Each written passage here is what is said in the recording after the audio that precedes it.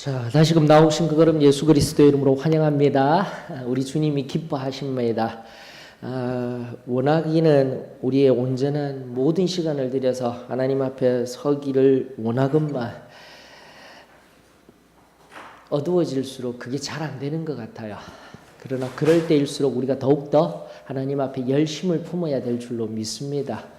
그 열심을 통한 여러분들의 삶에 하나님의 거룩한 임재가 그리고 그로 인한 능력이 그리고 한 영혼을 향한 하나님의 선하신 하늘 뜻이 온전히 이루어지는 복된 역사가 저와 여러분들의 발걸음임을 믿습니다. 자, 오늘 또 시작할 이사야 역사의 흐름 속에서 선지자가 던져준 엄밀히 얘기하면 선지자를 통하여서 하나님께서 우리들에게 들려주시고자 하는 귀한 말씀 또 경청하며 그때 들려주셨던 그 말씀이 오늘도 우리의 영혼에 들리워지며 깨달아지며 오늘 나의 삶 속에서 능력이 되어지는 귀한 말씀으로 새롭게 되어지는 은혜가 있기를 축원합니다. 자, 이사야 1장 오늘 들어가기 이전에 우리 배경을 살펴보십시다. 어떠한 배경 속에서 이사야 1장으로 우리가 넘어간다라고 지난주에 마쳤습니까?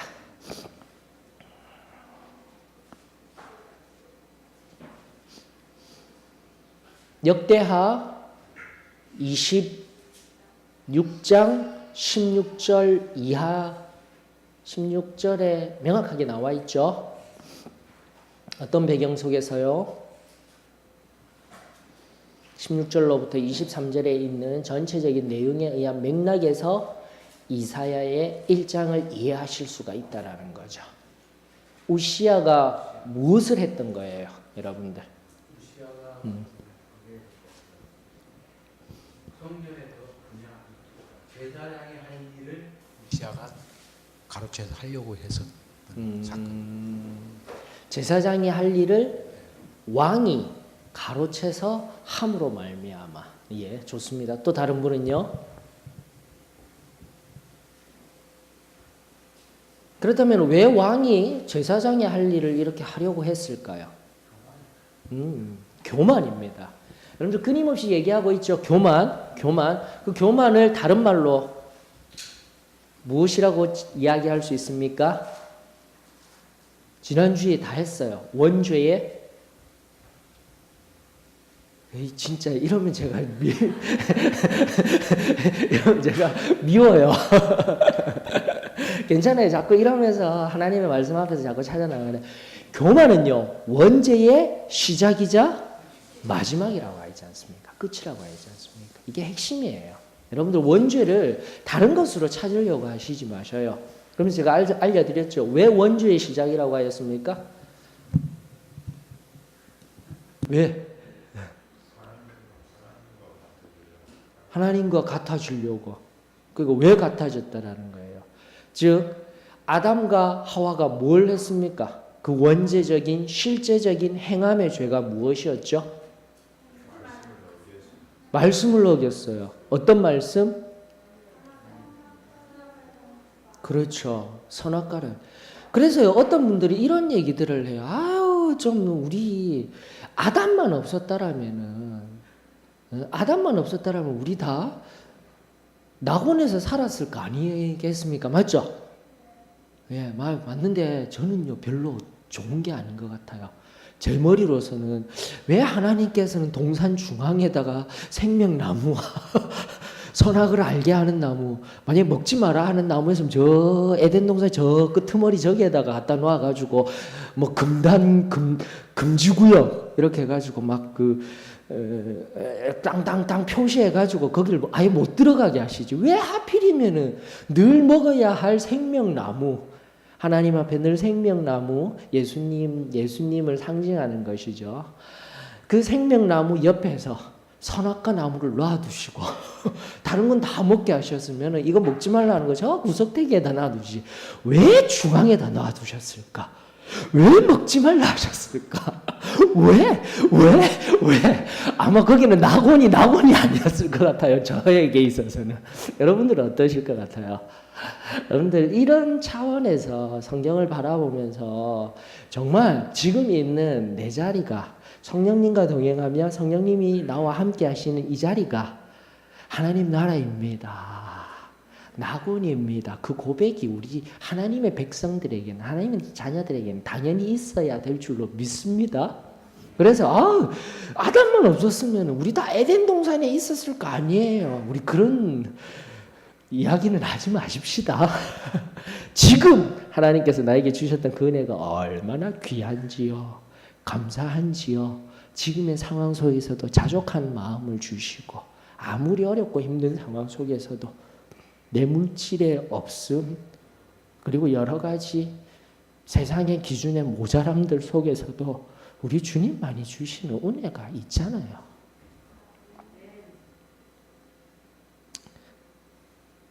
제발 우리는 이 땅 가운데 순례자일 뿐입니다. 이방인일 뿐입니다. 이 땅 가운데 영원히 천년 만년 살 것 같은 삶, 우리 그러한 삶은 살지 마십시다. 자, 우리 다시 본문으로 넘어가서 왜죠? 그렇게 원죄적인 하나님이 절대 다른 것은 다 하되 하지 마. 즉 원죄의 특성은 정의 내릴 수 있는 특성은 하나님의 뜻에 반하는 것이라는 거예요. 하나님 뜻에 반하는 것. 그게 원죄적인 정의적인 특성. 그리고 각 사람마다 여러분들이 마지막에 내려놓지 못한 근데 그 교만에 다 기인한 것들이라니까요. 교만으로 시작해서 교만 끝까지 그 교만이라는 것은 내 안에 나 자신 너가 최고야. 나 자신을 바라보게 하는 그 교만함이 끊임없이 우리를 끝까지 그 죄를 내려놓지 못하도록 하나님 뜻에 대항하게끔 만들었던 원인이었던 것이죠. 그러므로 아담과 하와가 숨었다고 했습니다. 맞습니까? 숨었다라는 것 누가 판단한 거죠? 자기 자신이 판단한 거예요. 이미 자기 자신이 교만하게도 판단하고 선악을 정말로 판단해버리는 거예요. 하나님의 선과 악은 우리의 생각보다 더 크셔요. 그러므로 제발 신앙생활하면서 여러분들이 선악을 함부로 판단하지 마셔요. 그게 은혜입니다. 교만함이 내 안에 있느냐 없느냐 자꾸 누군가를 판단하려 하고 상황을 판단하려 하면 안 돼요. 하나님 앞에 맡겨드리고 하나님이 일하실 수 있도록 하나님이 임재 가운데 성령님의 거룩한 임재 가운데 일하실 수 있도록 내어드리는 저와 여러분들이 되어지기를 원합니다. 그러면 성령님께서요 우리의 삶을 명확하게 세밀하게 당신의 선하신 뜻대로 인도하여 주실 줄로 믿습니다. 바로 그 교만함으로 인하여서 하나님 앞에 예배드리고 예배를 드린다라는 것은 바르게 예배드려야 할 모습들이 있죠. 근데 그렇게 드리지 못하고 하나님 앞에서 교만하여진 이스라엘 백성들 즉 우시아에 의하여서 왕이 제사장의 자리에 들어가려는 교만 그 교만을 넘어서 산당을 제하지 못하고 그 산당이 각 이스라엘 각 유다에 남아 있음으로 말미암아 이스라엘들에게 교만의 표상이 된 것과 같이 엄밀히 말하면 이사야서 1장은 이사야 전체를 아우르는 서론의 이야기이지만 결론적으로 바로 그렇게 자기 마음대로 예배드리고 있어요. 예배드리고 있는데 피 흘리면서 예배드리고 있는 그 교만함으로 예배드리고 있는 이스라엘을 향한 하나님의 준엄한 메시지라는 관점에서 이 역사의 흐름과 또 숨겨진 원죄적인 문제, 교만함에 의하여서 이 백성들에게 엄하게 심판의 메시지를 전하고 계시는 이사야의 1장의 내용들을 우리가 좀 살펴봐야 돼요. 근데 또 여기서도 심판만 하시는 하나님이 아니다라는 걸 발견하셔야 돼요. 지금 계속해서 저희들이 선지서를 하면서 그 어려운 선지서, 무서운 말씀의 선지서가 아니라고 하였습니다. 선지서의 핵심은 무엇이라고요? 사랑이라니까요. 심판을 선포하시고 난 연후에 그 죄에서 뭐 하면요? 회개하고 돌이키면 회개하고 돌이키면 어떻게 된다고요? 소망이 있다라는 거예요. 용서해 주시고 참된 은혜가 있다라는 게 이게 선지서라니까요. 복음서예요. 엄밀하게 이야기하면. 자, 그런 관점에서 이사야서를 쭉 살펴보시게 되면은 정말 놀라운 은혜가 있습니다. 이사야 1장에서도 바로 심판의 메시지와 소망의 메시지가 또다시 선포되어지고 있는 놀라운 하나님의 음성, 오늘 우리 함께 발견하며 나아갈 수 있기를 원합니다. 자, 이사야 1장 우리 다 같이 읽어보면서 나아가십시다. 이사야 1장 시작하십시다.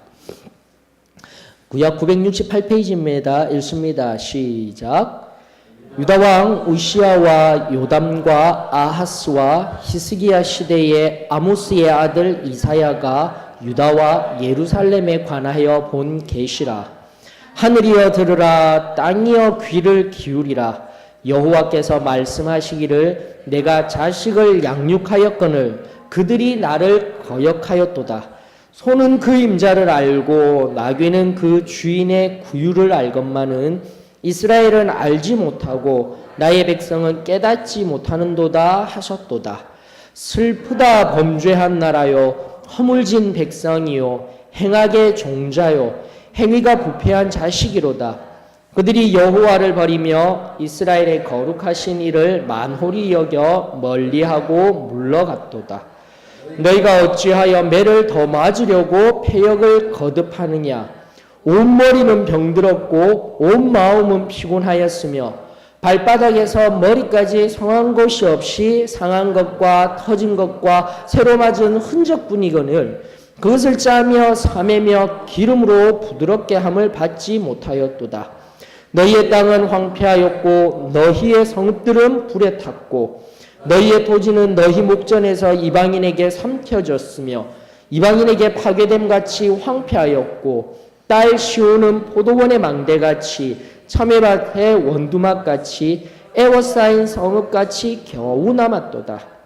만군의 여호와께서 우리를 위하여 생존자를 조금 남겨두지 아니하셨다면 우리가 소돔 같고 고모라 같았으리로다. 너희 소돔의 관원들아 여호와의 말씀을 들을지어다.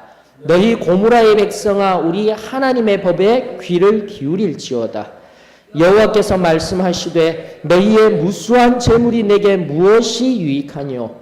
나는 수량의 번제와 살찐 짐승의 기름에 배불렀고 나는 수송아지나 어린 양이나 수렴소의 피를 기뻐하지 아니하노라.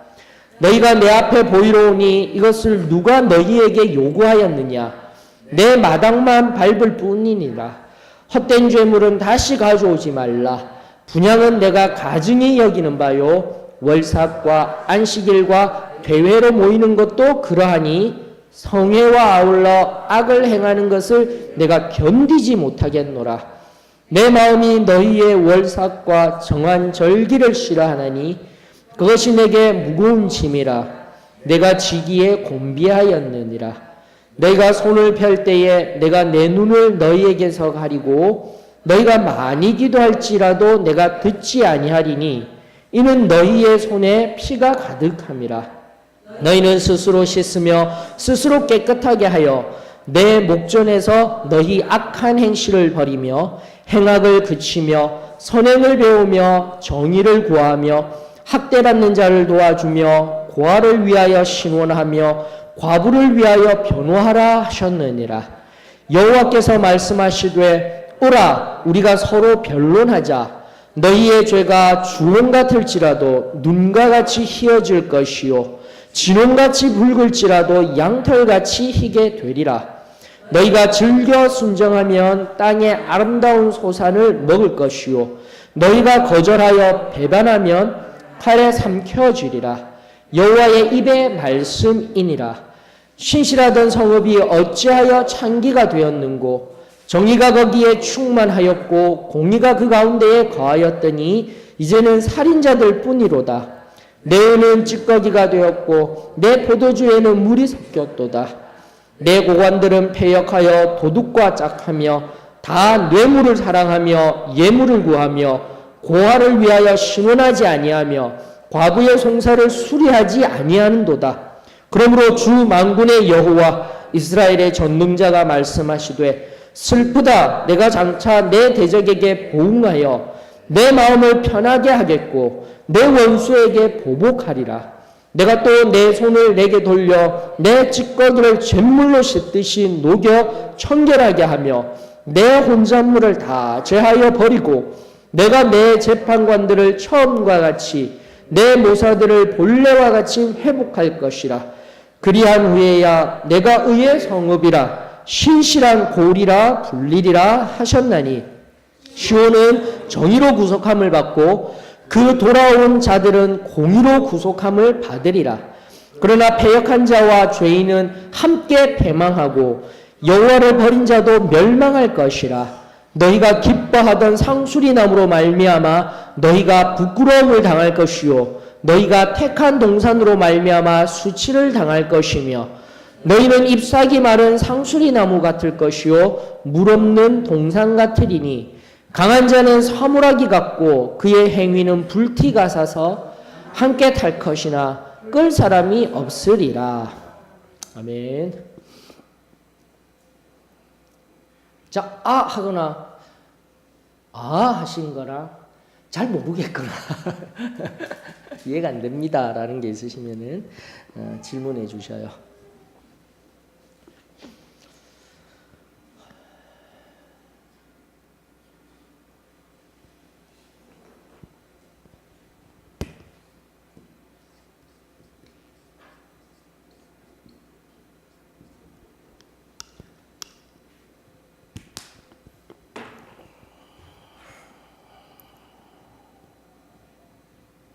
같이 한번 가볼까요? 그러면 일단 오늘은 전통적으로 우리가 이 본문을 잘 알고 있습니다. 앞서 이제 우리 귀한 설교자들이 이 말씀들에 관하여서 잘 강해해 주셨기 때문에 특별히 18절의 말씀을 통하여서 다시 한 번 더 우리가 어떠한 죄의 깊은 자리에 있다 할지라도 어떻게 해요? 다시금 하나님 앞에서 돌아오게 되면 우리가 그 하나님의 넉넉한 은혜를 경험할 수 있게 됩니다라는 것.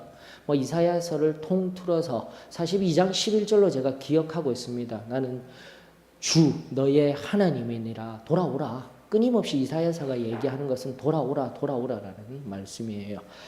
그러면서 이사야 전체가 어떠한 의미가 있는지를 좀 살피고 난 연후에 그런 측면에서 이사야 통시적으로 연역적인 방법으로 이사야 이름만 알아도 이 책이 무엇을 이야기하고 있는지 알 수가 있어요. 여러분들 이사야라는 이름의 뜻이 무엇입니까? 구원하신다. 예, 오, 예, 박수 쳐야 된다니까요. 이럴 때는. 예, 그래 히브리어 예수아라는 용어가 있습니다. 히브리어 예수아라는 용어는 구원하다라는 뜻이에요. 구원하다. 예수아 플러스 히브리어 야, 이 말의 의미는 바로 야훼죠. 야훼를 의미하며 줄임말이죠. 야훼가 뭐죠? 야훼 여호와, 예, 여호와. 그래서 쉬워요. 여호와가 구원하신다라는 뜻입니다. 이사야 그 이름의 뜻이. 그러므로 여러분들 이미 이사야서 우리가 보게 되면 여호와는 구원하시는 분이셔. 여호와는 구원하시는 분이셔. 결코 이사야는 무서운 책이 아니야. 이 은혜가 저와 여러분들에게 있기를 원합니다. 그래서 할 수만 있다라면 저는 선지서가 정말 귀해요. 우리 지금 호세아서를 통해서도 은혜 많이 받으셨죠? 그 전에 아모스를 지금 달랑 한 시간으로 하면서 도저히 안 되겠다. 선지서를 좀 적극적으로 좀 살펴봐야 되겠다 하면서 시작한 지금 시간들인데 지난번 우리 호세아서를 통해서 많이 경험하여 주신 줄 믿습니다. 얼마나 선지서들이 우리 하나님의 사랑이 녹아져 있는 말씀인지. 특별히 이사야서도 마찬가지입니다. 결코 열방을 향한 심판 그리고 선지서 예언서들을 향한 막연한 두려움, 그런 두려움 이제는 다 떠나가라. 우리 하나님의 사랑의 음성, 여호와는 구원하신다라는 놀라운 말씀의 책이 이사야임을 우리가 살펴보았으면 좋겠어요. 일본의 유명한 신학자인 우찌무라 간조라는 분이 계십니다. 한 번은 이름 들어 보셨을 거예요. 그 우치무라 간조가 다른 얘기는 하고 싶지 않아요. 오늘날 그 역사 비평, 제가 말씀드린 바와 같이 지난주에도 말씀드린 바와 같이 역사서를 바라보는 시점 속에서 문학 비평이라고 하여서 우리 성경 각 66권 한 권 한 권, 그리고 그 한 권 속에 있는 구조 분석, 지금 설교를 통해서 제가 얘기를 드리고 있습니다. 복음주의권 내에서 물론 우리는 신학적으로 근본주의와 복음주의의 지금 경계에서 이제는 많이 서 있어요. 그리고 어찌되었든 근본주의적 입장보다는 우리가 복음주의적 입장을 많이 이제는 가지고 있어요. 이제는 이 현대성 속에서 그런 차원에서 본다면 복음주의권 내에 성경을 바르게 바라보는 방법들, 이게 바로 문학 비평이라고 하여서요. 앞선 자유주의자들이 행하였던 고등 비평이라는 이름 안에 역사 비평, 양식 비평, 뭐 이런 여러 가지 성경을 놓고 이거는 가짜야, 이것은 진짜야 하고 했던 그 모든 것들을 저희들은 철저하게 응하지 않습니다. 그것들은 다 버려야 할 것들이에요. 그렇기 때문에 오늘 이 시간에도 마찬가지입니다. 이사야를 우리가 바라보면서 특별히 선지서를 바라보면서도 이 이사야서가 오늘날의 자유주의 신학자들에 의하여서 이 이사야서를 기록한 사람이 이사야가 아니라고 아주 대담하게 이야기를 하고 있고 신학자들 대부분도 그렇게 이야기를 하고 있어요. 한 사람이 한 것이 아니다라고 이야기를 해요. 그래서 1장에서 39권 우지무라 간조는 아주 쉽게 얘기했어요. 1장에서 39장까지 구약과 같다라고 했어요. 즉 심판의 얘기가 많이 나오는 게 사실입니다. 그러면서 심판의 얘기가 있었지만 40장부터 66장까지는요.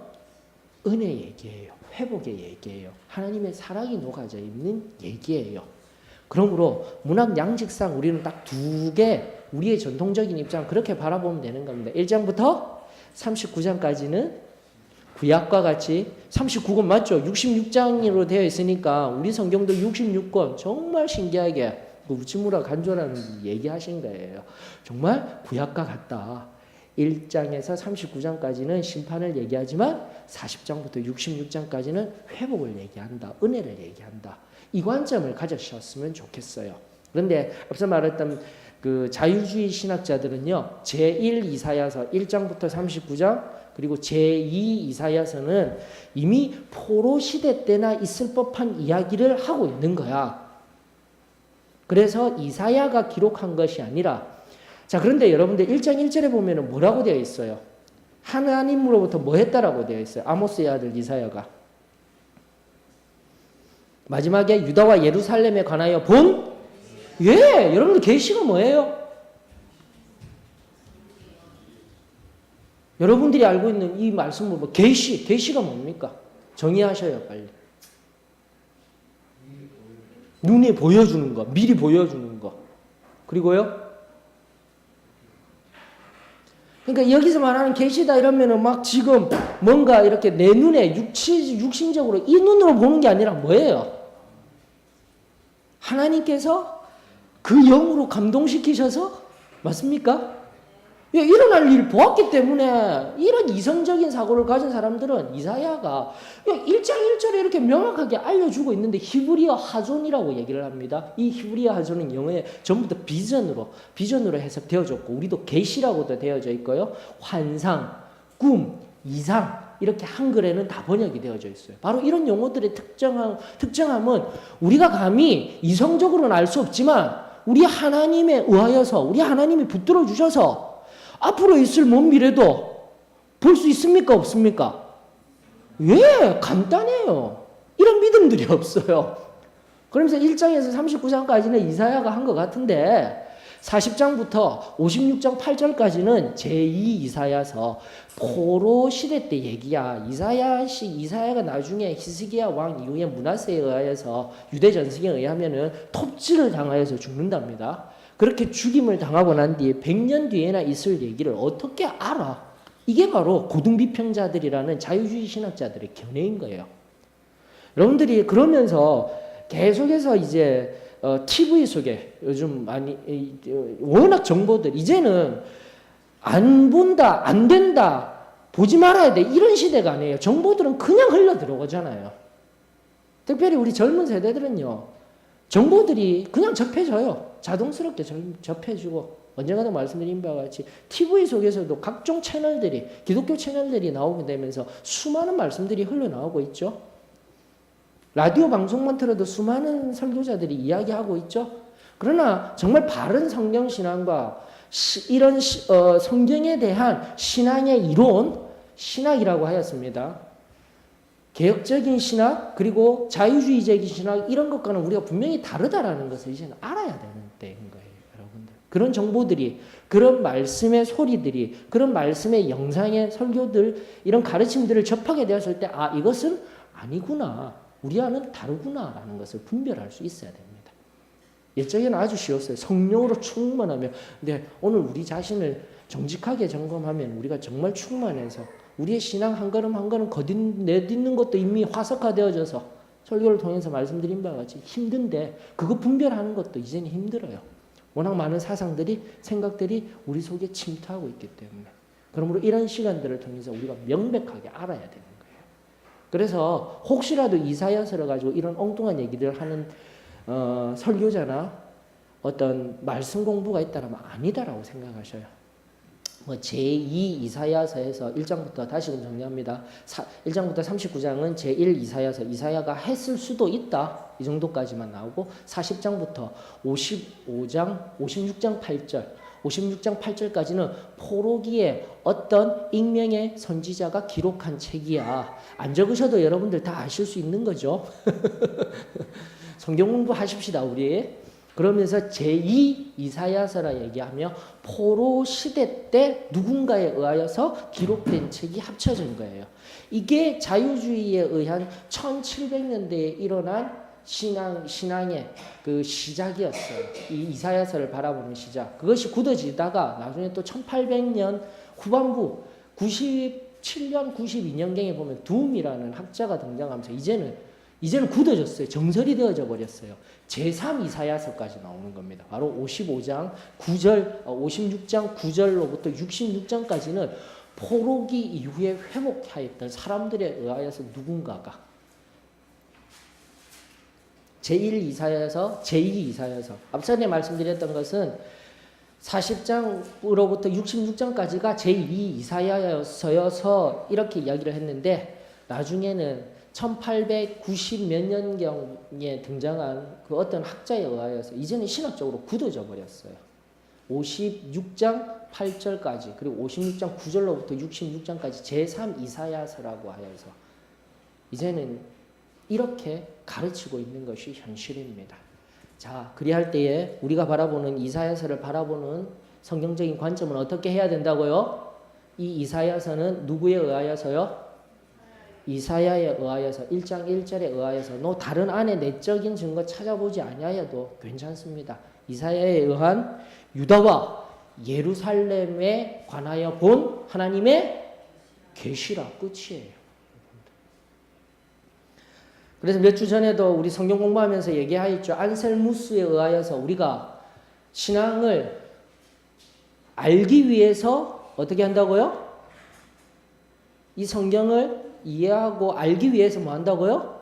믿는다라고 했지 않습니까? 믿기 위해서 알려고 노력하는 거 아니에요. 우리는 내 이성으로 되어져야지 신앙이 이해되어질 것입니까? 우리 신앙이 아니에요. 절대 그렇게 하면 안 돼요.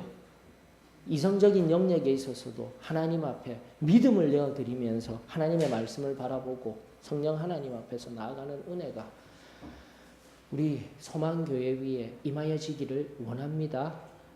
그런 차원에서 이사야서를 이야기하면서 또 죄와 상관없이 그렇게 시대적으로 나뉘어져서 그 시대에 국한된 이야기만 그리고 예수 그리스도가 오시는 그곳으로만 해석하고 이야기하는 것들에 대해서는 우리는 듣지도 말아야 합니다. 그러면서 일단 부족하지만 저와 함께 가시면서 이사야서에 등장하고 있는 하나님의 그 귀한 부르심의 역사들을 우리가 다시금 되새기면서 바르게 정립할 수 있는 은혜가 저와 여러분들에게 있었으면 좋겠습니다. 다시 한 번 더 계시 히브리어 하존이라고 하였습니다. 꿈, 환상, 이상, 계시 등으로 번역된 초현실적인 초자연적인 하나님에 의한 성경의 기록입니다. 하는 것을 우리가 정의할 수 있어야 됩니다. 자, 그러다 보니 그러면 성경에 이건 이제 조금 이따가 얘기하십시다. 성경을 그러면 전부 다 계시를 받았기 때문에 언젠가도 말씀드린 바와 같이 이렇게 도포 뒤집어 쓰고 눈이 갑자기 휘번덕거려지면서 무언가 붙들려서 내 의지와는 상관없이 막 이렇게 그려진 것, 이렇게 막 쓰고 있는 것, 이걸까요? 이거 아니라고 하였습니다. 맞습니까? 이거 한자만 이걸 기계적 영감설이라고 합니다. 맞습니까? 이미 한번 알려드렸어요. 성경의 영감설 하면서 이런 부분들도 우리가 좀 명확히 하십시다. 성경의 영감설 하면서 기계적 영감설이라고 이야기를 합니다. 그래 성경은 성령에 의하여서 되어졌기 때문에 저자 그런 거 중요하지 않아. 그냥 그 저자를 통하여서 성령이 바로 그렇게 무언가에 의하여서 막 적게끔 만들어 주셔서 우리는 그렇게 믿지는 않습니다. 우리는 어떻게 믿는다고 하였죠?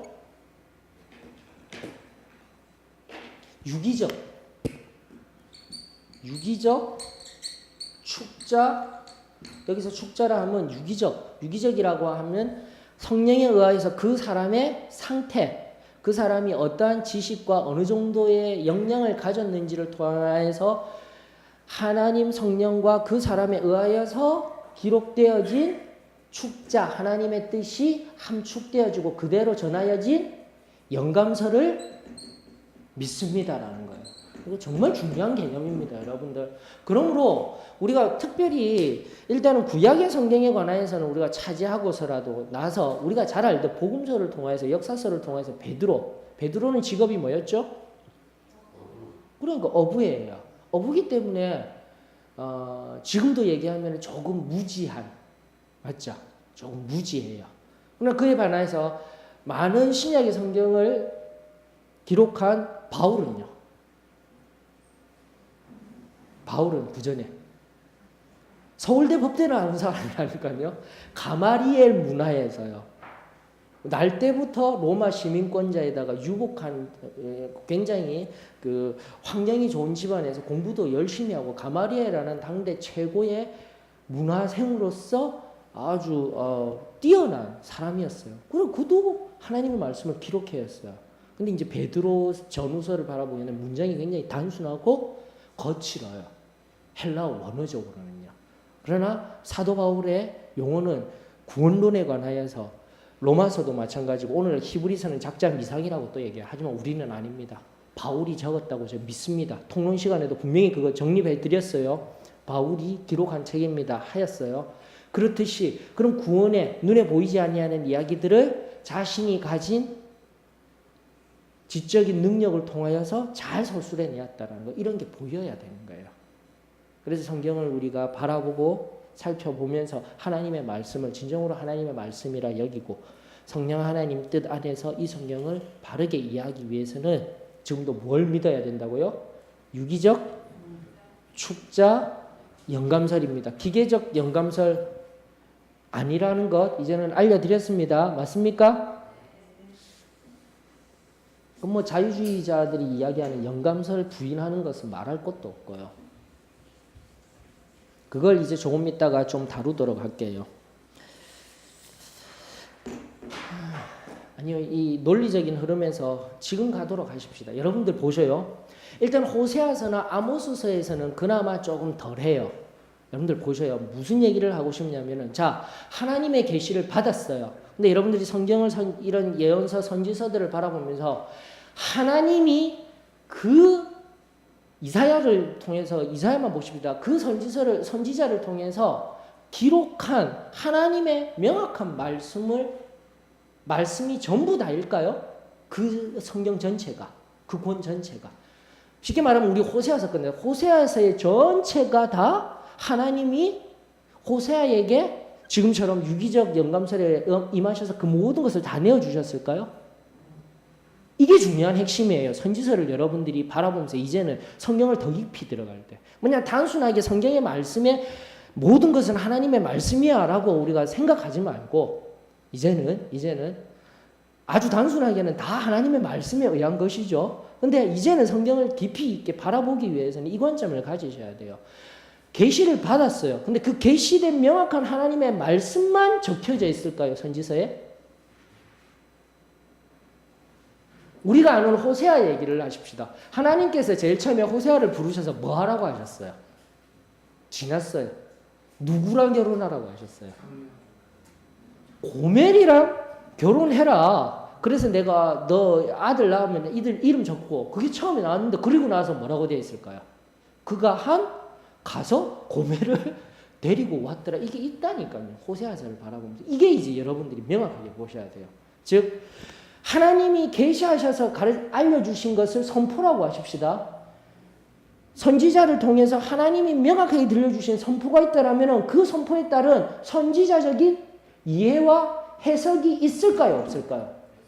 서술과 해석. 이 부분을 명확히 하셔야 여러분들 성경을 깊이 볼 수 있는 거예요. 무조건 성경의 말씀이 다 하나님의 말씀이 하게 되면 욥기서에 등장하는 욥기서 중에 우리가 너무나 잘 알고 있는 뭡니까? 개업식 할 때 우리 믿는 사람들 다 붙이는 거 있잖아요. 내 시작은 미약하였으나 내 나중은 심히도 어디도 갖다 붙여가지고 없는 것도 갖다 붙여 심히 창대하리라. 그 말씀 누가 한 거예요? 하나님이 하셨나요? 욥이 하였나요? 욥의 친구였던 소발이 한 얘기예요, 여러분들. 이런 것들을 성경을 연구하지 아니하면은 그거 다 하나님이 주신 말씀이야 해서 그냥 갖다 붙여서 막 하는 거예요. 그것도 하나님의 뜻과는 다른 이야기를 할 때 사용한 용어인데. 여러분 이름으로 해서 성경 공부는 반드시 필요한 거예요. 그러다 보니까 우리가 성경의 말씀을 너무 무분별하게 사용해요. 좀 더 들여다볼까요? 빌립보서 제가 누차 얘기하는 거 있죠. 빌립보서 4장 13절이 무엇입니까? 또 크리스찬들이 좋아하는 말씀. 내게 능력 주시는 자 안에서 내가 모든 것을 할 수 있다. 그래 놓으니까요. 죄 짓는 것도 상관없어요. 그냥 내 안에 주신 지식, 지혜 모든 거 가지고 뭐 할 수 있는 거예요? 다 할 수 있는 거예요. 하나님 도와주시니까. 근데 아니라고 했죠. 그런 말씀의 뉘앙스가 아니라고 했죠. 그 앞절 4장 11절 12절에 뭐가 있는 거예요? 내가 사도 바울이 지금 빌립보라는 감옥에 있으면서 11절 12절은 부유한 가운데서도 처해 보았고 가난한 가운데서 처해 보았으며 그 모든 상황 가운데 있을 때 어떻게 하는 비결요? 사족하는 비결을 깨달았노라. 그러면서 4장 13절 얘기한 거 아니에요. 그러면서 지금 어떻게 해요? 여기 앉아있는 이 감옥 속에서도 나는 내게 능력 주시는 성령 하나님에 의해서 내가 모든 것을 할 수 있다. 자유하는 놀라운 선포인 거예요, 여러분들. 오늘날 막 그냥 세상 속에서 뭐 하면 다 이루어진다. 다 이루어진다. 잘못되어진 말씀들이 너무나 많은 거예요, 여러분들. 자, 다시금 왜 이토록 제가 여러분들에게 성경 공부를 지금 이토록 강조를 하고 있는 이유에 대해서 부담스럽지만 알리고 또 듣는 우리 모두에게 복이 있기를 원합니다. 여러분들 그런 차원에서 제가 지금 논리적 흐름에서 찾는다고 해서 좀 더 뒤에를 나누고 싶었는데 유기적 축자 영감설에 의하여서 여러분들이 1장만 보셔요. 그러면서 앞으로 계속해서 선지서를 바라볼 때도 이런 관점을 가지셔요. 선포와 선지자의 이해 세 가지 관점에서 성경을 반드시 보여야 됩니다. 첫 번째는 뭐요? 선포라 함은 앞서도 말씀드린 하나님이 그 선지자를 통해서 그대로 내어주시는 말씀인 거예요. 이해되셨습니까? 맞죠? 두 번째는요. 그리고 이 선포에 의한 선지자의 이해, 적용이 있어요. 이해 또는 뭐요? 적용이 무엇인지를 살펴야 되고 세 번째가 또 뭐죠? 서술 방식. 특별히 이사야서를 바라보게 되면은 하나님의 계시된 말씀만 있는 것이 아니라 이사야 36, 37장에 보면은 그가 병나고 있었던 역사적인 사실들 거기에서 병나음을 다시금 회복하는 장면들 다 나와요. 맞습니까? 맞습니까? 그러면서 성경을 좀 명확하게 좀 더 깊이 바라보는 은혜가 있으셨으면 좋겠어요. 그래서 특별히 우리가 눈여겨보아야 할 곳은 어딜까요? 그렇다면 1, 2, 3번 중에 이거예요. 하나님의 말씀이 명확하게 뭐라고 하고 있는지를 여러분들이 아셔야 되는 거예요. 이것은 어찌되었든 간에 그 위대한 선지자 유기적 영감설이라고 하였지만 그 선지자의 그렇죠. 관점도 있어요. 그러나 그것들을 또한 뭐 한 거라고요? 성령 하나님께서 일하셔서 성경에 기록된 것이라는 거예요. 맞습니까? 예. 이러면 이제 기계적 영감설과 유기적 축자 영감설이 무엇인지 이제 명확하게 정의가 되실 수 있을 것입니다. 이 정도로만 하면 되면. 자, 그러므로 이번 시간에는 훈련만 한번 해보세요. 이 말씀을 제가 여러분들이 잘 알고 있다라고 생각하는 겁니다. 어려운 부분은 없어요. 맞습니까? 이스라엘의 역사를 알고 돌아오라는 하나님의 말씀만 이해한다면은 일단 선지서로서의 묵시적인 가리워지고 숨겨진 말씀의 의미들도 있지만 지금 1장만 바라보고 이게 무슨 말씀이에요 하는 부분들은 없으실 거라 믿습니다. 맞습니까? 그래서 여러분들 질문 안 하셨죠? 그럼에도 불구하고 이게 무슨 뜻이에요 하는 게 있으면은 아프지 않도록 물어보셔야 됩니다. 계속 얘기하는 거지만 모르고 그냥 넘어가시지 마셔요. 그러면은요 평생 다람쥐 쳇바퀴 도는 신앙, 우물안 개구리 신앙으로 전락합니다. 자, 한번 여러분들이 지금 한번 찾아보셔요. 분명히 있어요. 키워드가 있어요. 그럼 제가 알려드릴게요. 한 예만 알려드릴게요. 1장에서만 훈련을 하십시다. 1장 2절 3절을 보게 되면요 1장 2절 3절에 뭐라고 되어 있냐면 여호와께서 맞죠? 여호와께서 말씀하시기를 내가 이러면 내가 누구예요? 예, 그럼 이런 말씀들은 명확하게 잡아야 돼요. 붙들어야 되는 거예요. 내가 라고 하였어요. 그러면서 3절 마지막 절에 뭐라고 되어 있습니까? 3절 가장 마지막 동사가 뭐예요? 3절 마지막. 하셨도다. 깨닫지 못하는 도다. 여기까지가 하나님의 말씀을 어떻게 했다고요? 하셨도다. 끝이에요. 자, 이게 선포예요. 2절 3절이. 그러면은 4절로부터 어디까지 여기에 따른 선지자의 이해와 적용일까요?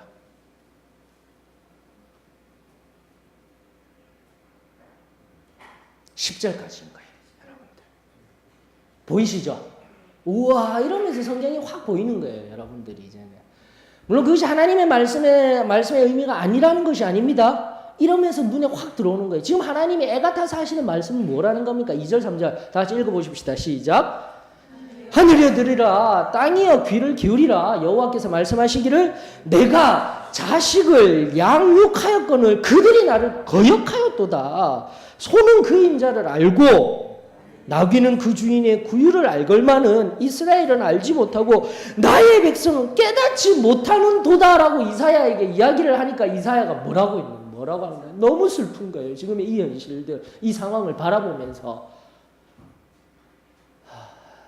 이렇게 보시면 성경이 더욱더 명확하게 무조건 뭐 예언서 하나님이 눈을 막 희번덕거리면서 해주셨기 때문에 이해 못할 말씀, 어려운 말씀 아니라는 것. 다시 한 번 더. 이런 관점에서 여러분들이 성경을 좀 더 깊이 살펴보시면 정말 하나님의 말씀 앞에서 이 선지자의 이 심령을 울렸던 그 마음의 상황이 무엇인지까지도 바라보게 되는 거예요. 그러면서 그 상황을 이해하며 오늘날 나의 영적인 상황 그리고 내 삶의 상황 속에서 적용할 수 있는 하나님의 말씀의 깊은 우물들을 생명수들을 건져 올릴 수 있는 은혜가 있으면 이 시간 감사를 드립니다. 맞죠? 그러면서 앞서도 말씀드린 유기적 영감설이라고 했어요. 재미난 것은 여러분들 이제는 여러분들이 직접 한번 5분 정도 시간을 드릴 테니까 빨리 살펴보셔요. 제가 지금 말씀해 드린 대로 선포는 뭐고 이해 적용은 무엇이고 서술은 없어요. 그러니까 역사서와 같이 서술된 것은 없어요. 그걸 한번 쫙 분류해서 체크를 한번 해보세요. 하나님의 말씀이구나. 이것이 정말 하나님의 말씀이구나. 이것은 이사야가 이 말씀에 의하여서 지금의 상황을 바라보고 아파하며 백성들을 향하여서 성령 하나님과 이야기하고 있는 말씀이구나. 이렇게 잘 분류를 시켜요. 1장만 가지고.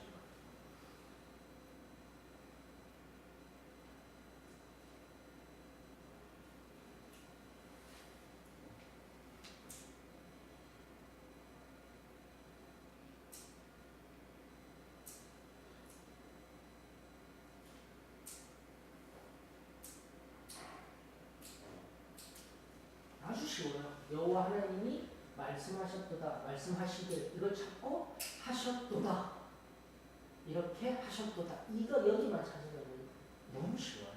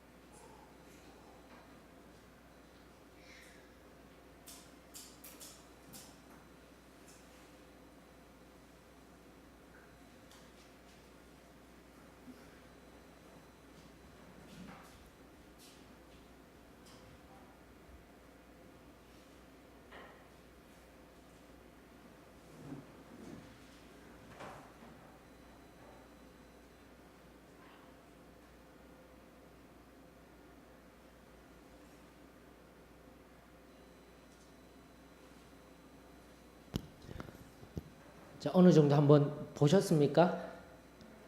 보이시죠? 보여요. 정말 보여요.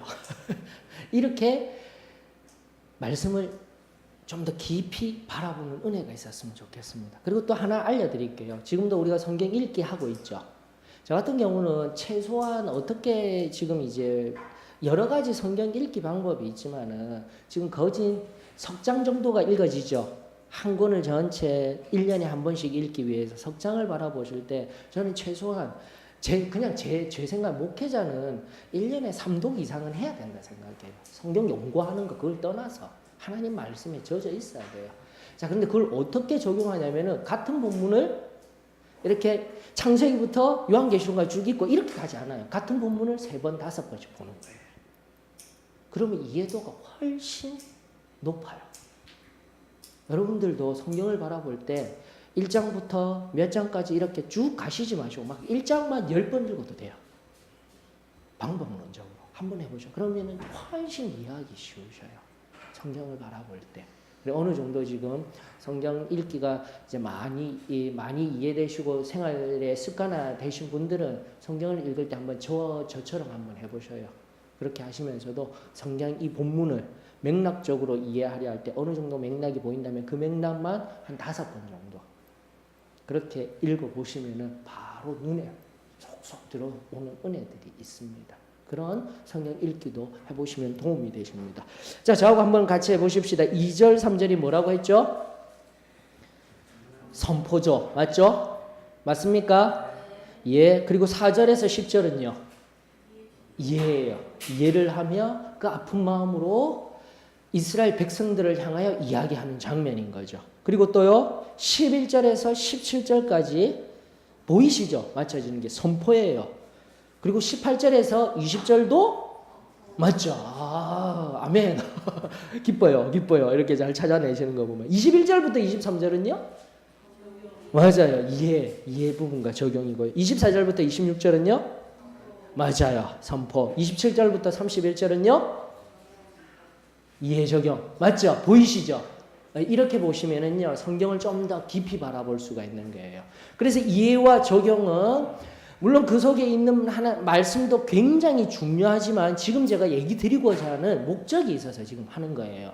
그러면서 우리가 선지서를 바라볼 때도 이렇듯 한 권 전체가 호세아든 아모스든 요나든 선지서든 그 예언서 선지서라고 해서 하나님의 말씀 들은 대로 그대로 되어진 것이 아니라 이렇게 분리해서 바라보면서 하나님이 명확하게 무슨 말씀을 하셨는지를 끄집어 올려내게 되면 그 말씀을 붙들면서 더 깊은 자리로 나아갈 수가 있는 거예요.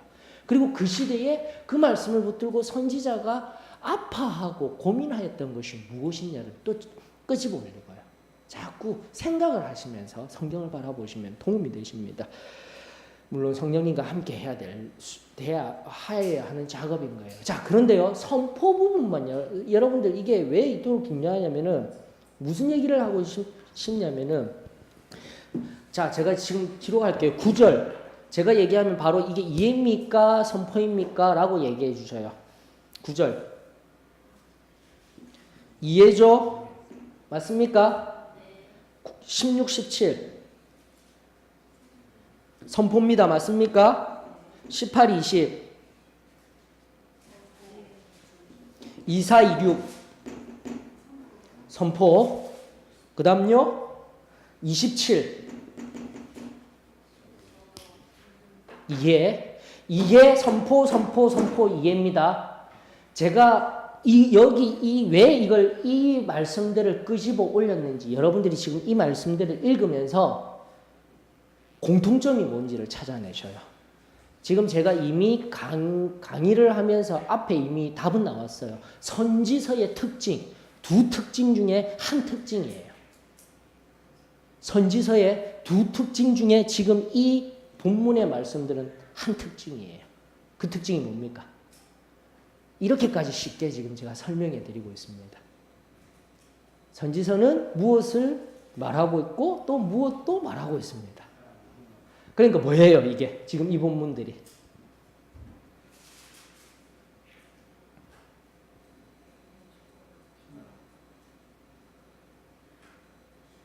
뭡니까?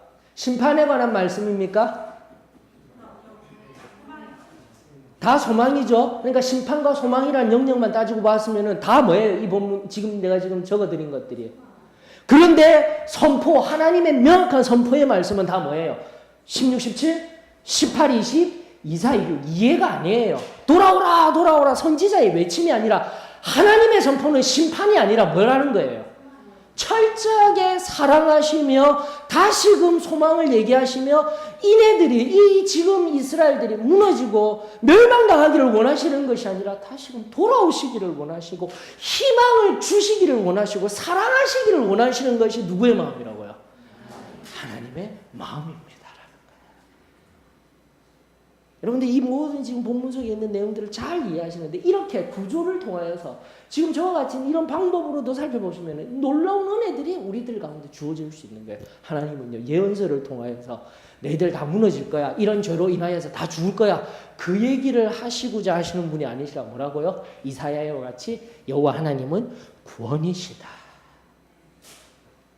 구원이시다.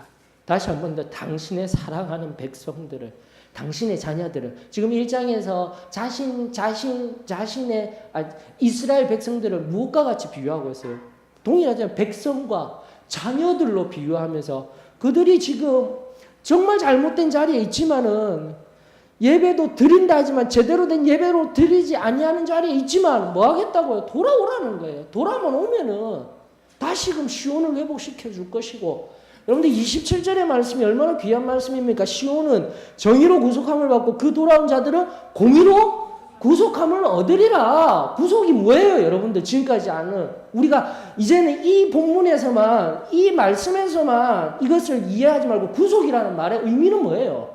예수 그리스도의 십자가 아닙니까?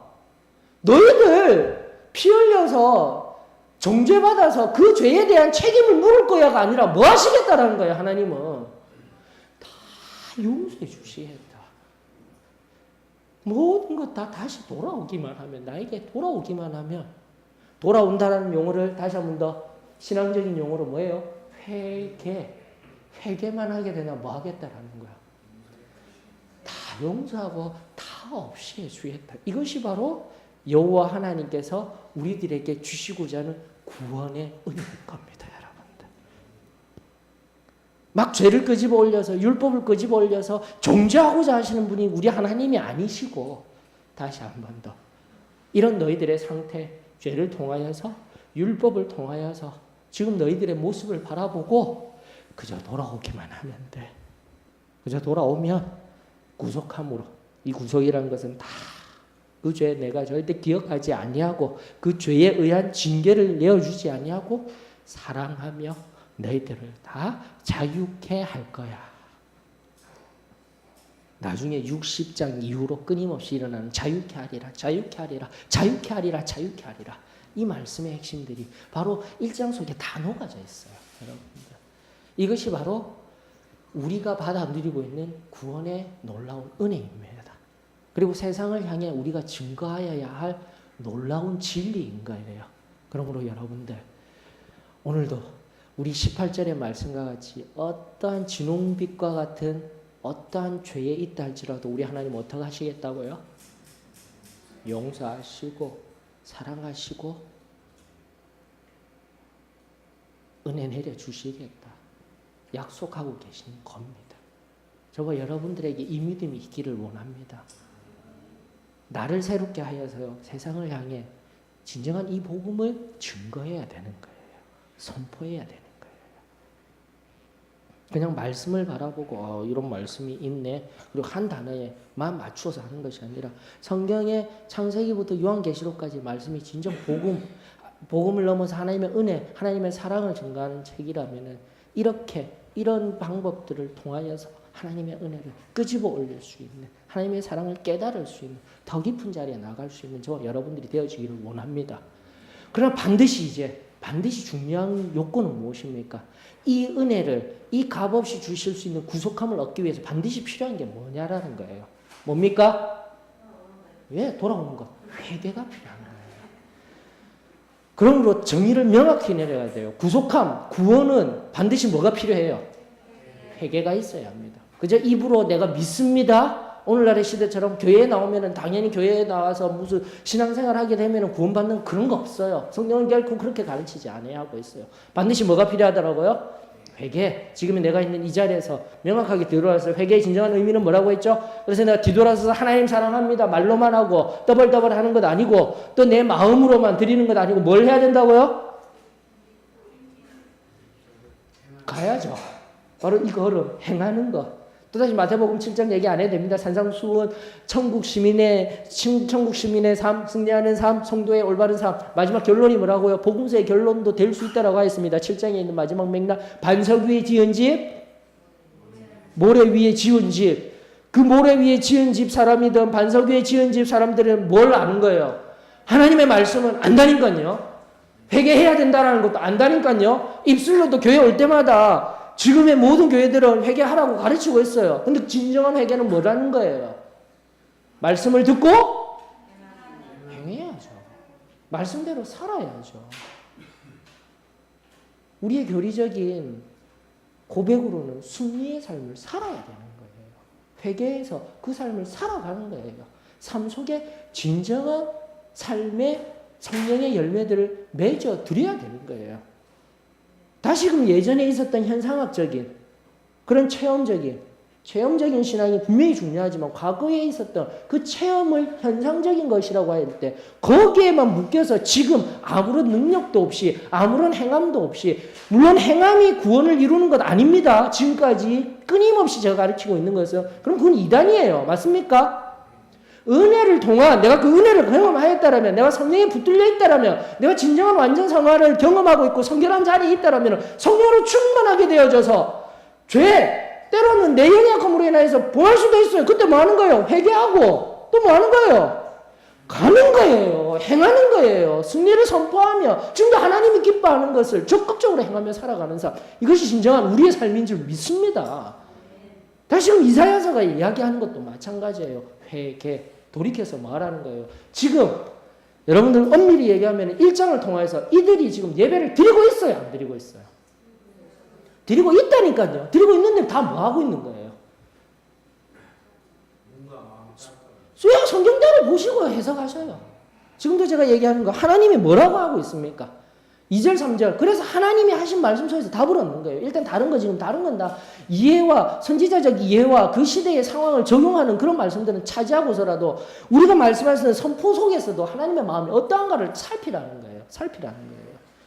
그 속에서 하나님은 뭐라고 말하나요? 이 백성들이 분명히 내 자녀인데 내 백성인데 내 은혜를 안다 모른다요? 그러더니 구속해줬고 출애굽해줘서 다 끄집어내는데 그거 모르고 감사하지도 아니하고 예배는 드리고 있는데 말씀 잘하셨어요. 뭔가 마음이 따로따로 하고 있는 거예요. 오늘날 우리들에게도 적용할 수 있어야 돼요. 내가 그 귀한 은혜를 받아놓고 예배 드린다고 교회는 오고 교회에서 예배는 드리고 있는데 진정으로 하나님이 기뻐하시는 예배를 드리고 있습니까? 진정으로 내 삶이 참된 예배자로서 하나님 앞에 순전한 자리에서 한 걸음 한 걸음 하나님의 기쁨을 이루며 살아가고 있습니까? 그렇지 못한다면 나는 지금도 여기 1장 속에 녹아있는 회개해야 할 대상이 되는 거예요. 그래서 이렇게 얘기하면 뭔가 무섭고 요즘 어떻게 그렇게 살아요? 아니라니까요.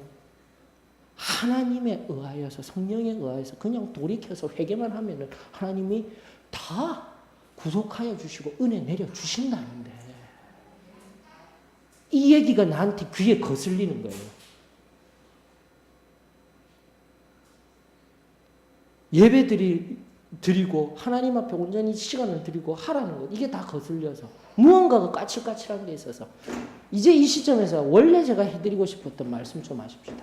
여러분들도 우리 지금도 시작하면서 원죄의 처음과 끝은 뭐라고 하였습니까?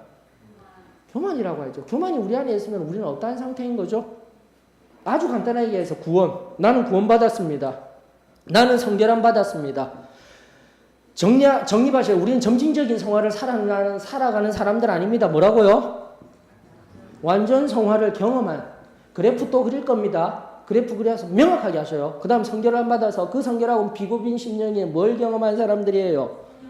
성령 침례를 경험하여서 이제 성령 침례가 처음에 은혜예요. 성령 충만의 첫 시작이라니까. 그래서 뭐하고 살아가야 돼요? 끊임없이. 성령의 기름 부으심이 늘 끊임없이 부어지는 그 구약 선지서의 성령 침례 이런 용어보다는 사도행전 2장 이후에 나오는 거 충만이라는 용어가 계속 등장한다 했잖아요. 플루티오라는 용어는 여기까지 채워져서 어떻게 해야 돼요? 넘치도록인 거예요. 즉 충만이 이루어지는 게 뭐라고요? 이게 필요하다라니까요.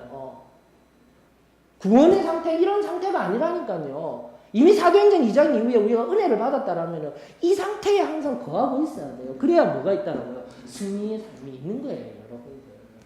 이거 다 놓치고 살아가면 안 돼요. 자, 이렇게 은혜 받은 사람에게 하나만 붙잡으라면 뭐가 중요하다라고 했어요? 이 세 가지 은혜 중에 성결 아닙니까? 성결, 논리적으로.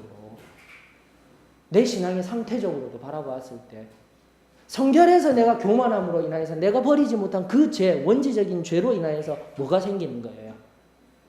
구원, 소위 말하는 내가 범하는 죄들, 내 입으로, 내 행동으로 범하는 죄들이 성결이 약하여지고 성결이 희미해져가 원죄 그대로 내버려지게 되면은 자동적으로 구원도 안 돼요, 여러분들. 자범죄도 다시 시작해야 돼요. 엄밀히 얘기하면. 그럼 성결이 없는 상태에서 교만이라는 죄로 시작한 그 원죄적인 상태에서 무언가 하나님이 싫어하는 것이 있는데 이 안에 성령이 충만할 근거가 어디에 있냐고요. 성령은 지극히 진리의 영이신데 깨끗한 영이신데 아닙니까? 근데 우리는 계속해서 성령 충만 오늘날의 시대는 은사주의가 환영하면서 뭐하고 있어요? 예수 그리스도 믿고 구원받았기 때문에 뭐하고 있어요? 이거만 자꾸 달라고 은사주의 진영에서 얘기하고 있다. 우리는 그런 진영하고는 전혀 다른 진영이라니까요. 우리에게 철저하게 은혜 이후에 성도에게 중요한 것은 무엇입니까? 성결이에요. 거룩해야 돼요, 여러분들. 이 거룩을 위하여서 우리가 싸워야 되는 거예요. 실제적으로 승리의 삶을 살아간다. 어떠한 내가 거짓말을 하네? 그 상황 속에서 어떤 행동을 하냐 이건 엄밀히 얘기하면 세상적인 도덕 윤리적인 삶의 잣대인 거예요. 그게 아니에요. 참된 승리의 삶을 살아가는 우리 믿음의 성도는 뭘 지키면 되는 거예요? 성결을 지켜야 돼요. 교만이라는 그 가장 끝까지 남아서 우리를 괴롭히는 개가 완전히 다 사라져서 없어져야 돼요. 다른 말로 하면 다 내려놓아야 돼요. 하나님이 나를 주장할 수 있도록 내가 죽어져야 되고 순간순간 어떤 일이 있을 때마다 불긋불긋 하는 거, 이거 바로 성결에 문제가 있는 거예요. 살펴야죠. 이게 안 되면 구원도 성령 침례도 안 된다라는 거예요. 우리 신앙적인 원리들을 명확하게 해야 돼요. 신학적으로 정립이 돼야죠. 너무 단순하게만 신앙생활을 하다 보니까 내 상태가 어떠한지도 전혀 몰랐어요. 왜 능력이 없는지 여기서부터 시작해야 성령만 달라고 성령만 달라고. 아니요. 어디서부터 시작해야 된다고요? 여기서부터 시작해야 되는 거죠. 내 안에 교만함이 있는데 교만으로 인한 보이지 아니하는 그 은이 아닌 찢기들이 끼득끼득 끼어져 있는데 그럼 말씀을 바라보면서 내가 그렇게 나 자신을 점검해야 되는 겁니다. 사랑하는 성도 여러분, 다시 한 번 더 우리들의 삶 속에 하나님이 기뻐하시는 참된 성결함의 그 깊고 내밀한 자리에 늘 거하기를 원합니다. 그래야 구원에 의한 내 입으로 내 행함으로 범하는 죄에서 자유로울 수 있고요. 나아가 성령의 침례에 의한 끊임없는 충만함의 상태 속에서 진정으로 우리가 이야기했던 참된 승리의 삶의 걸음을 걸어 나아갈 수가 있게 되는 겁니다. 그런 의미에서 그래프 다시 안 그려드려도 여기 아시죠? 구원받은 이유가 여기 0점이라면 시간이 지나가면은 어떻게 돼요? 시간의 끝은 어디입니까? 죽음이에요. 맞습니까? 은혜 받고 난 뒤에 죽음이라는 시간의 끝, 이것은요 거룩이라고 하였을 때, 여기가 100%라고 하였을 때 외부에서 이야기하는 개혁주의 신앙, 장로교의 신앙 안에서는 이 100% 이루는 것을 영화라고 합니다. 글로리피케이션에서 죽음에 갔을 때 여기에 100%에 이르는 거예요. 100대 100이 되는 거예요. 근데 우리는 언제 된다고요? 언제? 성결함 받을 때 그게 완전 성화인 거예요. 체험적으로. 전혀 달라요. 지금 교리적인 입장들이. 그래서 얘네들은 시작하기를 어떻게 시작한다고요? 점진적인 성화. 떨어졌다 늘어졌다. 결국 시간의 흐름 속에 나이가 들어가면 다 어떻게 돼야 되는 거예요? 거룩해지는 거예요. 그들의 논리는. 근데 정말 그런가요? 나이만 들어가고 시간만 흘러가면 은혜 받고 되면 그 다음에 다 성숙해지는가요? 아니잖아요. 이건 아니다라고 얘기를 해야죠, 이제는. 그 성화라는 영역이 잘못되었다라고, 점진적인 성화는 잘못되었습니다라고 이제는 얘기할 수 있어야죠, 우리 신앙으로. 구원받고 난 뒤에 뭐가 빨리 받아야죠. 뭐 해야 돼요? 성결, 여기 완전 성화, 여기 구원 점 찍고 여기 빨리 점 찍어야 돼요. 그렇게 되면 이때 성령께서 성결함 받은, 원래 비워졌기 때문에 그때 성령을 부어주시든지, 또 저같이 의심하는 이런 사람들, 성격 예민한 사람들은 한참 있다 주시더라니까요.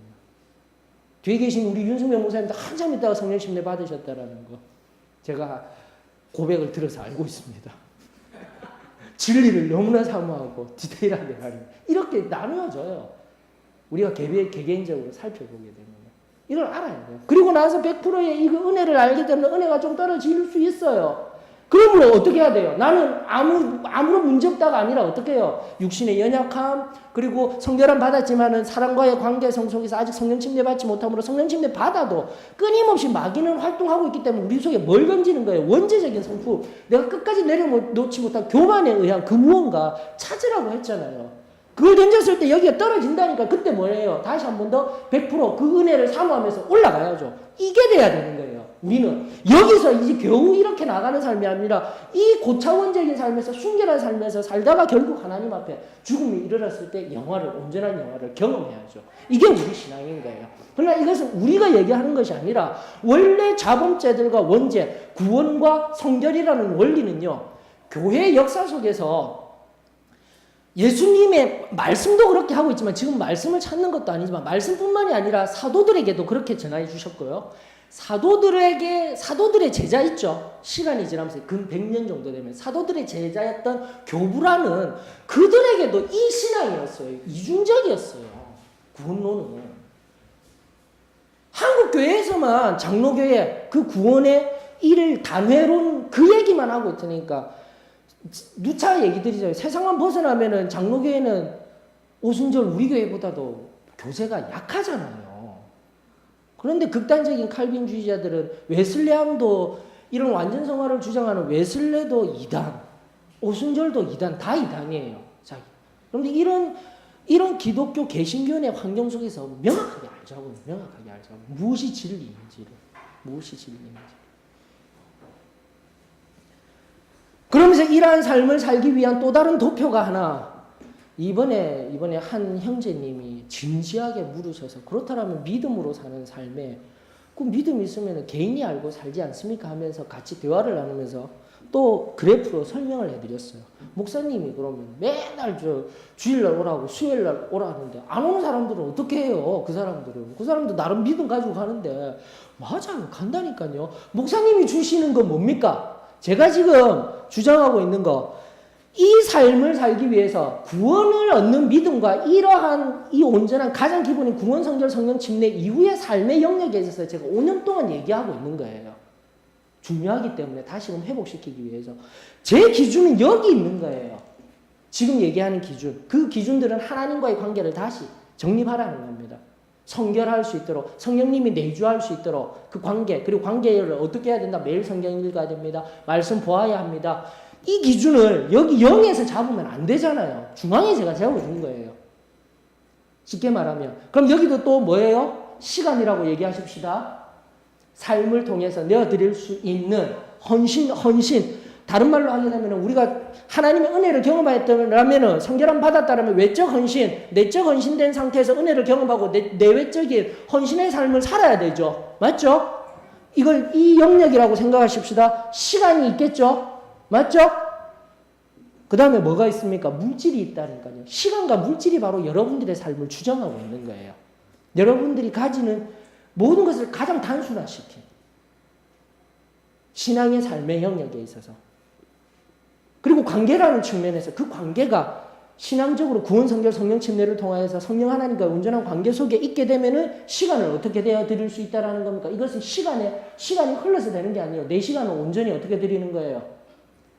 기쁨으로 내어드릴 수 있죠. 근데 저는 이 기준을 세워드렸다고 해서 이 기준이 뭡니까? 주일날 온전히 하나님 앞에 뭐 하는 거예요?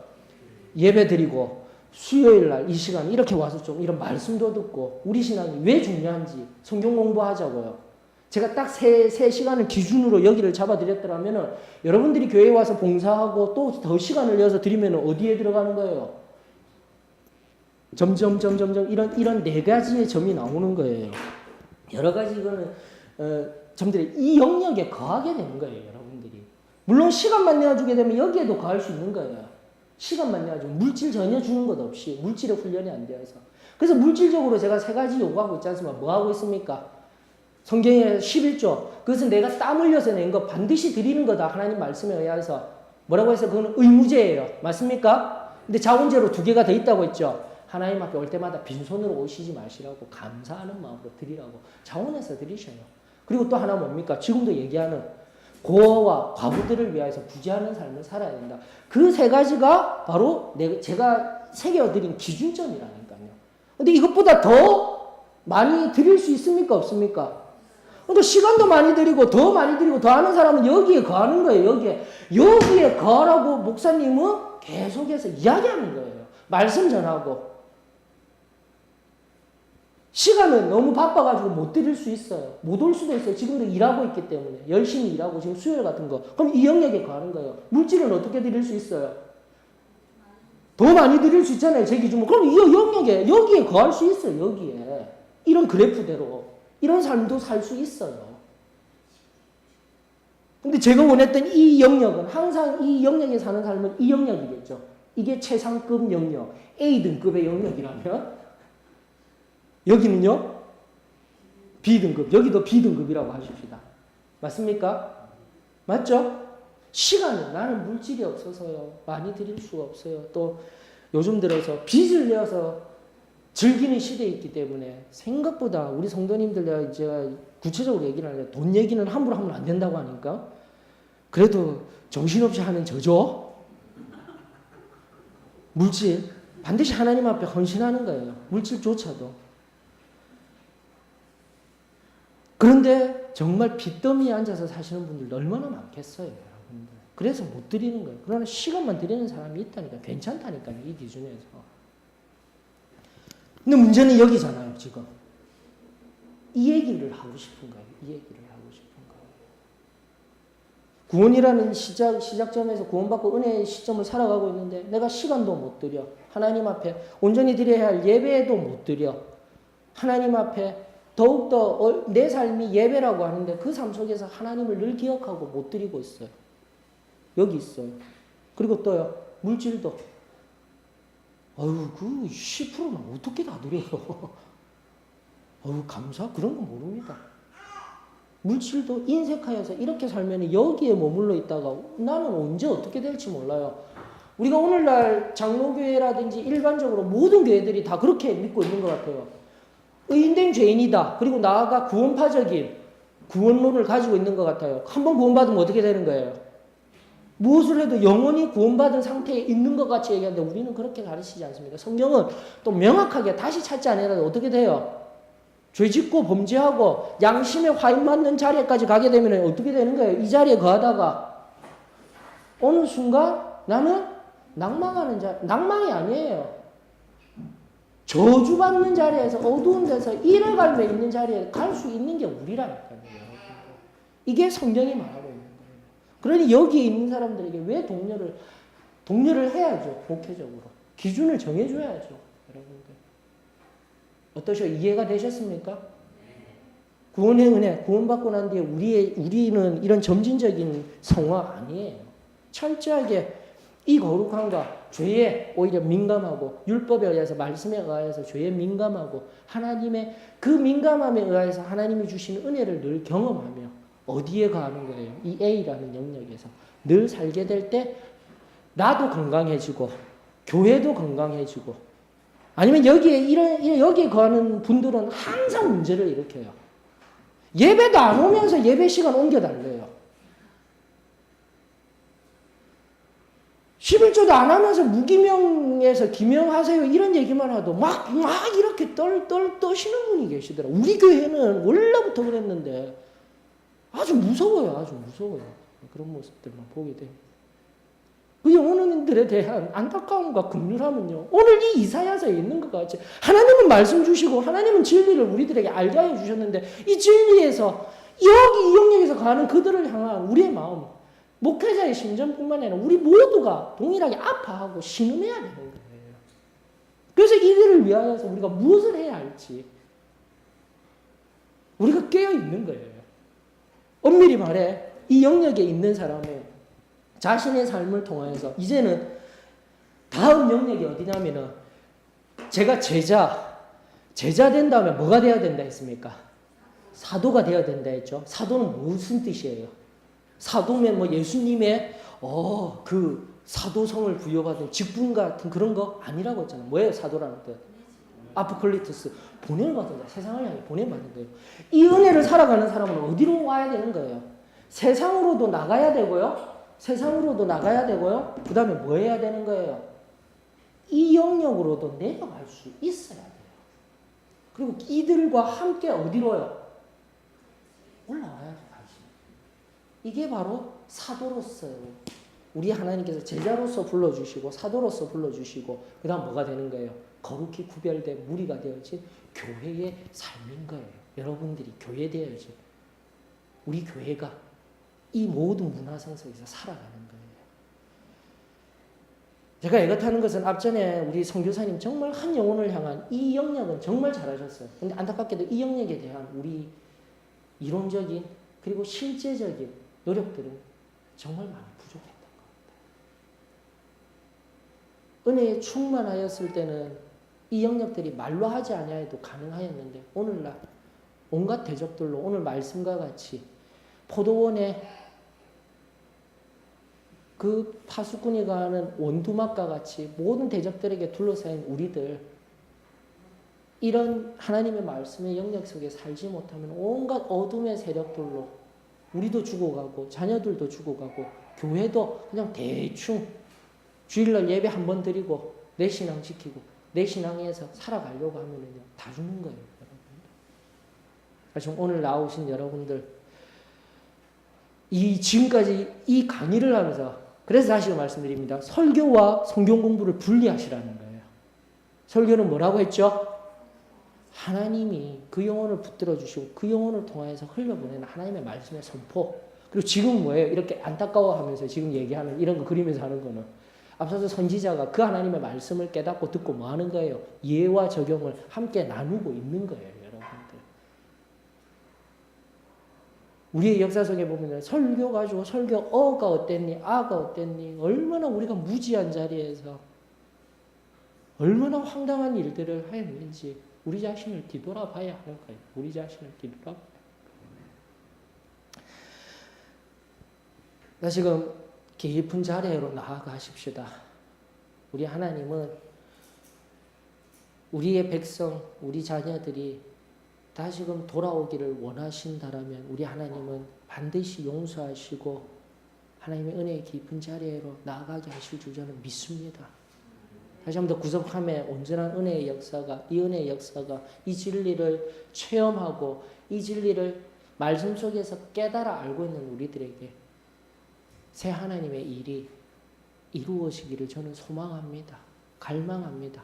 우리가 먼저 깨어져서 하나님의 뜻대로 사용되어지는 저와 여러분들이 되기를 주의 이름으로 축원합니다.